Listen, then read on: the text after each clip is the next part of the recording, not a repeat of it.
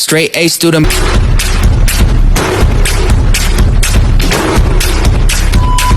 For today's video ay ituturo ko sa inyo kung paano magpalit ng pangalan ng page sa Facebook. Ang gagawin mo lang, tatapusin mo ang video at sabayan ako. So, let's go! Ang una nating gagawin ay punta muna tayo sa ating Facebook. Click lang natin yung tatlong line sa gilid. So yan, pipili lang tayo ng isang page na papalitan natin ng name.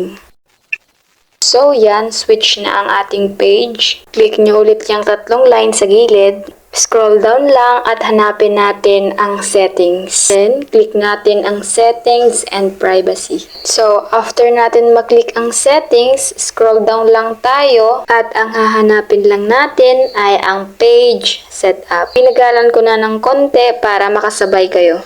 Pag nahanap nyo na po ang page setup, click nyo lang po yan, antayin lang natin at ganyan po ang lalabas. Then, i-click natin ang name. Then, after that, buburahin na natin at papalitan na natin ng panibagong pangalan ng page. So, yan po yung naisipan kong panibagong pangalan ng page ko, Bicolanang Lady Guard. After that, click lang po natin yung review change. Kailangan mo munang maglagay ng Facebook password bago mo i-click ang save changes.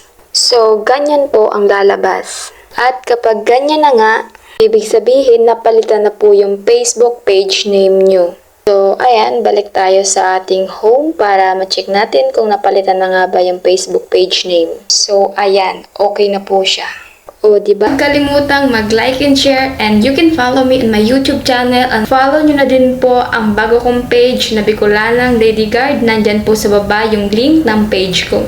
Thank you po!